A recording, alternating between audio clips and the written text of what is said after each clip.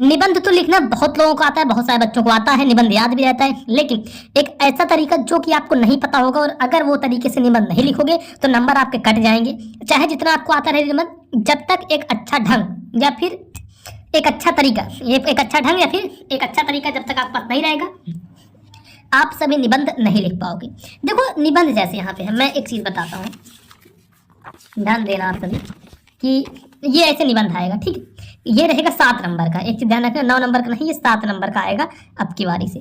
जैसे यहाँ पे निबंध दिया गया है किस किस चीजों पे लिखने के लिए, तो आप देख सकते हो कि जनसंख्या वृद्धि पे लिख सकते हो, स्वच्छ भारत अभियान पे, पर्यावरण प्रदूषण या फिर विज्ञान के चमत्कार, विद्यार्थी जीवन में खेल का महत्व, इन सब पर आप निबंध लिख सकते हो, ठीक है, इतनी चीजों पर।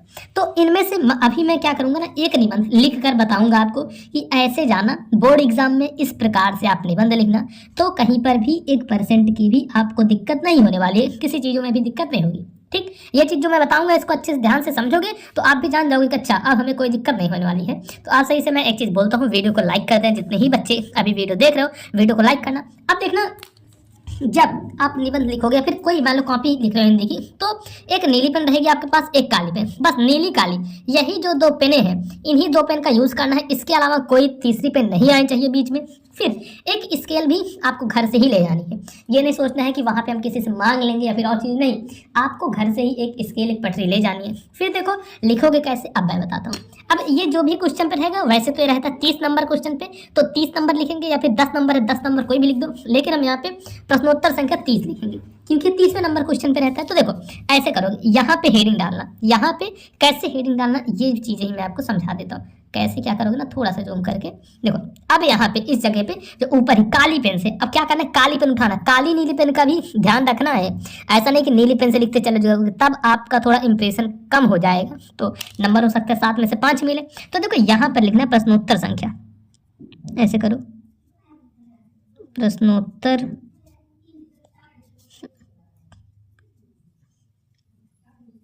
संख्या, प्रश्नोत्तर संख्या कौन सा है, मान लो 30 नंबर क्वेश्चन है तो ऐसे लिख दो 30। ये तो मैं एग्जांपल में ले रहा हूँ, हो सकता है कोई भी नंबर रहे। तो इससे क्या होगा ना, ये समझ में आएगा कि आखिर बच्चे ने कौन सा क्वेश्चन किया है। जब क्वेश्चन समझ में आ गया तो स्केल से नीचे ऐसे अंडरलाइन कर देना है। अब ये जो अंडरलाइन करने वाले प्रोसेस है ना, ये बहुत महत्वपूर्ण है। इससे क्या होता है ना, जो भी एग्जामिनर रहेगा उसको थोड़ा इंप्रेशन सही लगता है कि हाँ बच्चा आखिर पढ़ने वाला है, एक ही चीजें ध्यान से किया है। अब जब मैं अभी ऐसे कर रहा हूँ तो आपको लग रहा होगा टाइम लगेगा, लेकिन ट्रस्ट करिए 4 से 5 मिनट आपका एक्स्ट्रा लगेगा पूरी कॉपी में अगर आप अंडरलाइन करते हो तो, लेकिन वो जो 4 से 5 मिनट आपका है वो बहुत अच्छे नंबर आपके स्कोर करवा देगा, 10 नंबर समझ लो एक्स्ट्रा दिवा देगा। अब इतना करने के बाद इसमें से जिस किसी भी चीज पर आप निबंध लिख रहे हो, मान लो पर्यावरण प्रदूषण की समस्या और समाधान, इस पर लिख रहे हो, तो वो हेडिंग यहाँ पे बनानी है, ऐसे बनाना, पर्यावरण प्रदूषण, ठीक है, ध्यान से देखना, पर्यावरण प्रदूषण, हाँ पर्यावरण प्रदूषण की समस्या, काली पेन से इसको लिखना की समस्या और समाधान, ठीक है, पर्यावरण प्रदूषण की समस्या और समाधान इसको लिखना। अब इतना लिखने के बाद क्या करना है, यहाँ से ये जो इधर लाइन होगी, अब इसको छोड़ दे, नीचे अंडरलाइन मत करना, नहीं तो ये चीज थोड़ा अच्छा नहीं दिखेगा।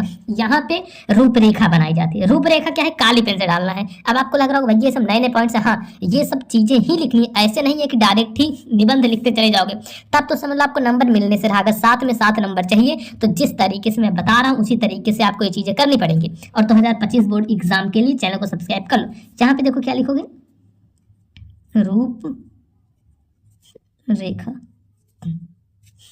ठीक है, रूपरेखा लिखोगे, काली पेन से इसको ऐसे कर देना।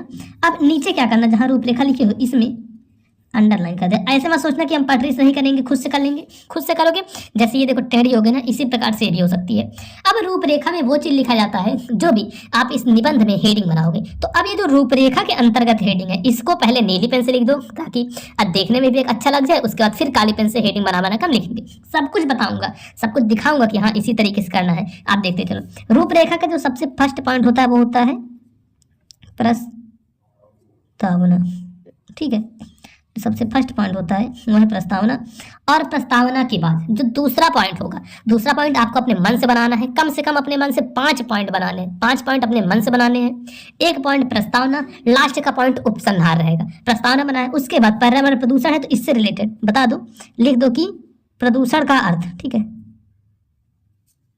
प्रदूषण का अर्थ। उसके बाद फिर यहाँ पे लिखो प्रदूषण के प्रकार, दूसरी हेडिंग प्रदूषण के प्रकार। फिर उसके बाद यहाँ पे लिख दो प्रदूषण से हानियां, प्रदूषण से हानियां। उसके बाद फिर लिख दो प्रदूषण से हानियां हो गई, फिर लिख सकते हैं प्रदूषण से रोकथाम, या फिर हाँ प्रदूषण को रोकने का उपाय, ऐसे ही डाल देते हैं, रोकने का उपाय। हेडिंग ही आपको मस्त बनानी है, जितनी अच्छी आप हेडिंग बनाओगे, क्योंकि एग्जामिनर बीच की चीजें नहीं देखा, मेन आपकी हेडिंग रहेगी। जितना बढ़िया आप हेडिंग बनाओगे उतना अच्छा ही आप उसको इम्प्रेस कर पाओगे। अब उसके बाद लास्ट का जो पॉइंट बनेगा वह उपसंहार बनेगा, तो ऐसे बना दो उपसंहार, ठीक है, लास्ट का बस। चलो यहाँ पे लगभग हमने 6 हेडिंग बना दी। अब ये 6 हेडिंग बन गए, फिर थोड़ी दिन नीले पेन रख दो, फिर आ जाओ काली पेन से। देख रहे हो कितना बढ़िया ऐसे लिखते चलेंगे। अब काली पेन आपने उठाया, काली पेन से इस साइड लेफ्ट साइड में क्या करना, जो आपने पहले हेडिंग बनाई प्रस्तावना, तो इस प्रस्तावना को यहाँ पे डालो कि पहली हेडिंग हमारी है प्रस्तावना, ठीक है, पहली हेडिंग हो गई प्रस्तावना। और इसके नीचे फिर अंडरलाइन करना, ठीक है, इसके नीचे अंडरलाइन। अब एक चीज ध्यान रखना, अब इसके सीधे से मत लिखते चले जाना, ठीक, सीधे से नहीं लिखना है, ये लाइन छोड़नी है, यहां से शुरू करना, यहां से, ठीक है, ऐसे लिखना, आज हमारे संसार, मतलब जो भी इसके बारे में लिखना रहेगा, संसार में प्रदूषण बहुत ही तेजी से फैलता जा रहा है, देखते चलो ध्यान से, जो कि आने वाले समय के लिए, अपने मन से हम इसको लिखना है, आने वाले समय के लिए बहुत ही हानिकारक है, बहुत ही हानिकारक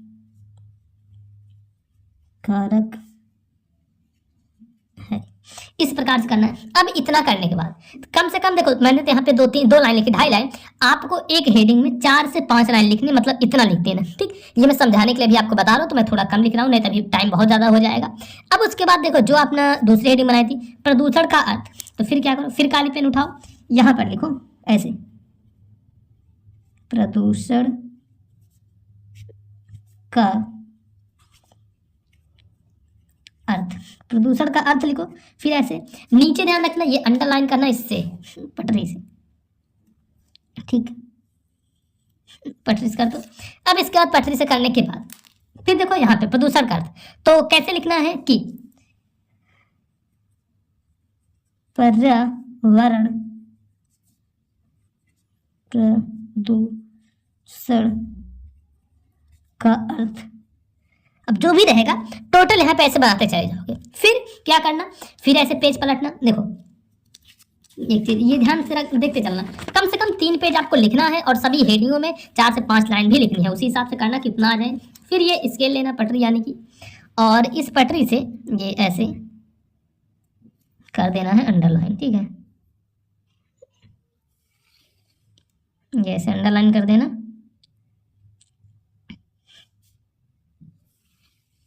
यहाँ पे भी अंडरलाइन कर देना। इतना करने के बाद अब देखो, जो हमारी नेक्स्ट हेडिंग थी, इसके पहले की, इसके बाद की, प्रस्तावना हो चुका, ये प्रस्तावना दूसरी हेडिंग, प्रदूषण का अर्थ, प्रदूषण का अर्थ तीसरी हेडिंग है, प्रदूषण के प्रकार, प्रदूषण के प्रकार। तो चलो यहाँ पे प्रदूषण के प्रकार पे हम लिखते हैं। यहाँ पे हेडिंग डालना है, देखो कैसे करोगे हेडिंग मैं बताता हूँ। इसमें फिर काली पेन से लिखना। अब काली पेन से जो हेडिंग रहेगी वह हमेशा काली पेन से ही रहेगी। ऐसे करना है, प्रदूषण के प्रकार, ठीक, प्रदूषण के प्रकार। उसके बाद फिर इसके लेना पटरी एक लेना और ऐसे, ठीक, अंडरलाइन कर दोगे। अब इतना करने के बाद यहाँ पे प्रदूषण के प्रकार आपको लिखना है कि आज हमारे वातावरण में, आज हमारे वातावरण में अनेकों प्रकार के प्रदूषण फैल गए हैं, जिनमें से कुछ प्रदूषण निम्न है। ठीक है, कुछ प्रदूषण निम्न है। अगर जैसे लिखोगे निम्न है तो अब यहाँ पे जो भी प्रदूषण रहेंगे उनके नाम लिखना है। नाम कैसे, मान लो फर्स्ट है वायु प्रदूषण, ठीक है, वायु प्रदूषण। चाहे तो इसके डिटेल भी जा सकते हैं, नहीं तो कोई बात नहीं, फिर सेकंड लिख दो और थर्ड लिख दो। जल प्रदूषण,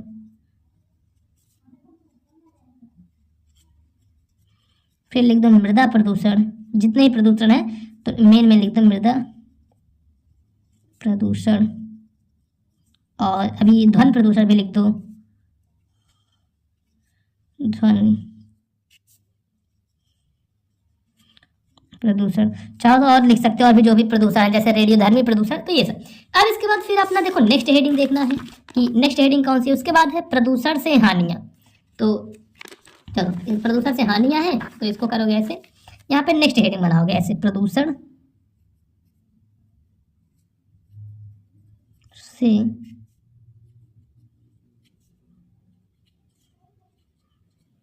हानियां।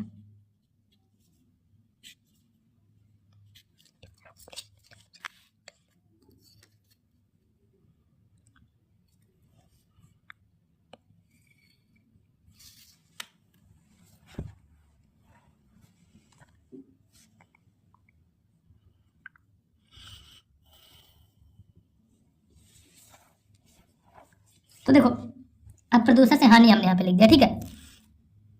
तो अब हाँ, तो इसके हानियां भी हमें लिखनी है। इसको फिर नीली पेन से लिखना कि प्रदूषण से होने वाली हानियां निम्न है। थोड़ा पॉइंट बना बना के लिखना जिससे ना एग्जाम में को और अच्छा लगे। देखो प्रदूषण से होने, मैं बता रहा हूँ कैसे, वाली हानियां निम्न है, ठीक है। प्रदूषण से होने वाली हानियां निम्न है।